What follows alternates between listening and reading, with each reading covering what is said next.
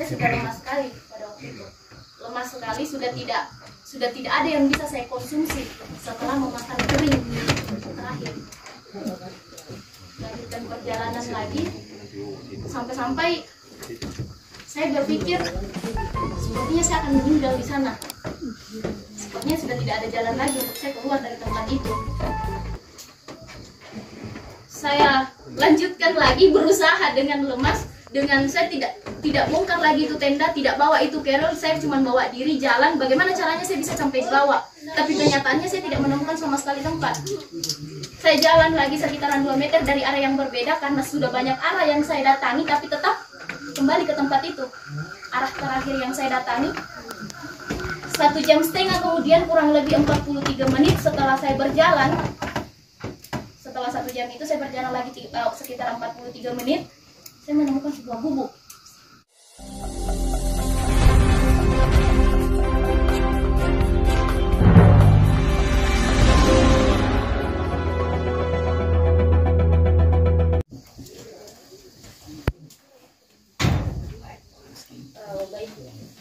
Suatu hari saya pernah diberikan tantangan oleh salah satu senior di organisasi daerah Organda.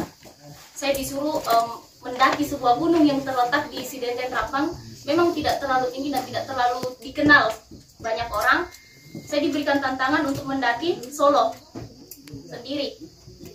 Dan itu saya pikir pada waktu itu saya balik ke Sidrap kurang lebih 2 tahun yang lalu. Sementara saya kuliah semester awal semester, masih mahasiswa baru.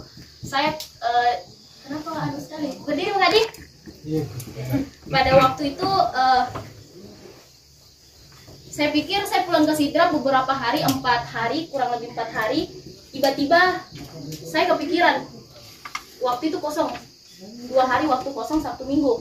Saya berpikir kayaknya ini waktunya saya untuk menjawab tantangan senior yang di Makassar, di asrama. Saya berangkat, saya packing carol dengan isi tenda, SB secukupnya, ransum secukupnya. Saya berharap di sana saya tidak sampai 24 jam. Karena kurang lebih gunung itu didaki 2,5 jam, 2,5 jam, dan kalau untuk turunnya lagi mungkin kurang lebih 5 jam, kurang lebih 5 jam. Kemudian besoknya saya berangkat dengan percaya diri, dengan saya berangkat menggunakan motor saya yang sering kupakai itu Scoopy merah. Saya berangkat menenteng carol sendiri, berangkat ke sana. Perjalanan dari kaki gunung ke pos 1 aman, pos 1 ke pos 2 aman. Saya terkendala di perjalanan ke pos 3. Di pos 3 itu saya tidak tahu kenapa tiba-tiba bayangan saya di belakang yang sudah saya lewati itu tiba-tiba hilang. Tiba-tiba saya kehilangan jejak. Dan saya tidak bisa, saya berapa jam di hari Minggu itu, saya berapa jam cuman keliling di tempat itu toh. Saya tidak menemukan keberadaan pos 4 dan saya tidak bisa kembali ke pos 2. Di pos 3 saya keliling, itu kayak bukan tanjakan, dia kayak lahan luas, kayak hutan. Tidak ada sama sekali. 7 jam kemudian, mungkin sudah menjelang sore itu waktu, saya masih belum bisa menemukan titik terang. Akhirnya tiba-tiba saya memutuskan untuk membangun tenda di pos tersebut dan di lokasi tersebut dan memasak. Saya bawa mie cuma 3 karena saya berpikir saya tidak bakalan lama di sana. Saya bawa mie 3, beras secukupnya, dan air botol yang saya ambil di sumber air di pos 2. Di pos 3 saya tidak temukan sama sekali sumber air. Dan saya masak, saya memutuskan untuk istirahat. Keesokan harinya saya melanjutkan perjalanan. Akan tetapi, sama halnya di hari pertama tadi pas saya naik, saya sama sekali tidak menemukan jalan keluar daripada tempat tersebut.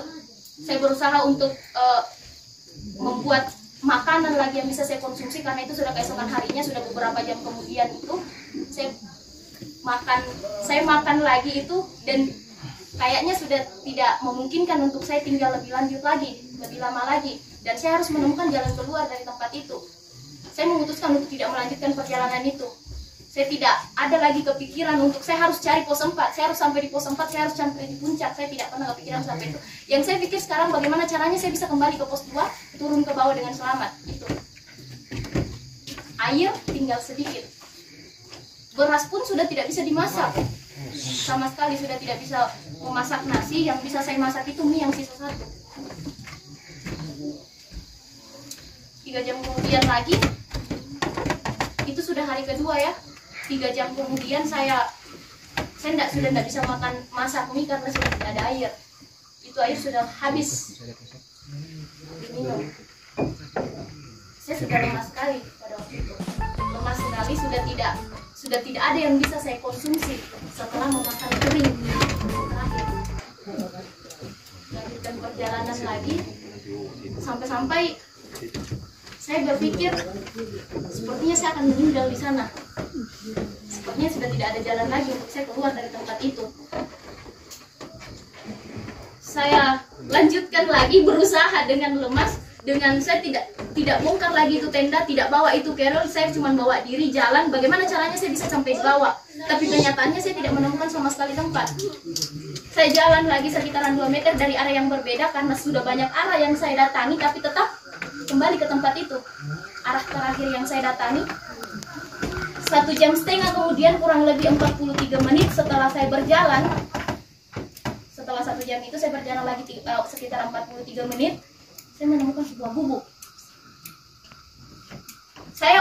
Di pikiran saya selamat. Setidaknya kalau tidak ada orang, saya berpikir bahwa ada orang di sana yang bisa menyelamatkan saya, karena saya melihat itu tempat tinggal.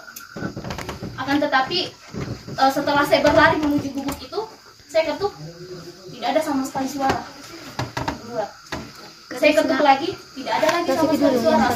Saya sudah pikir bahwa tidak ada sama sekali orang di dalam sana. Tapi timbul lagi pemikiran dalam benak saya bahwasanya setidaknya kalau tidak ada orang yang bisa menyelamatkan saya di dalam, kemungkinan besar ada makanan atau bahkan air yang bisa saya makan bertahan hidup. Saya ketuk lagi, saya masih penasaran dengan gubuk itu. Jangan sampai saya disangka tidak sopan, saya langsung masuk di sana. Tapi kenyataannya setelah 5 kali saya ketuk tidak ada, saya langsung masuk ke dalam gubuk itu dengan ucapan Assalamualaikum warahmatullahi wabarakatuh. Waalaikumsalam warahmatullahi wabarakatuh. Shalom, Om Swastiastu, Namo Buddhaya, salam kebajikan. Segala puja dan puji syukur kita panjatkan kehadirat Allah Subhanahu wa taala. Berkat rahmat hidayat dan karunia-Nya kita masih diberikan kesempatan berkumpul di tempat yang sederhana namun berbahagia ini, di waktu yang tidak memungkinkan ini untuk kita menerima materi di jam 12 lewat. Ini sudah jam tidur sebenarnya. Dan tak lupa pula kita kirimkan salawat serta salam kepada junjungan Nabi Muhammad SAW. Beliau yang selalu membimbing kita mengikuti nilai keislaman, merupakan sang revolusioner sejati, menyebarkan bunyi kebaikan serta membunuh ikan-ikan syaitan. Tidak lain daripada itu, mungkin tadi sempat diperkenalkan biodata sudah dibacakan oleh Haswin Hasan. Akan lebih baiknya ketika saya mengulang perkenalkan nama lengkap saya Astri Ivo. Bisa kalian panggil Astri atau Ivo, tapi saya lebih suka dipanggil Ivo. Mungkin ada pertanyaan lain tentang saya? Dadah. Saya mahasiswa semester 7 Universitas Kejuruan Republik Indonesia, jurusan Ilmu Administrasi Negara. Ditulis tadi biodata apa?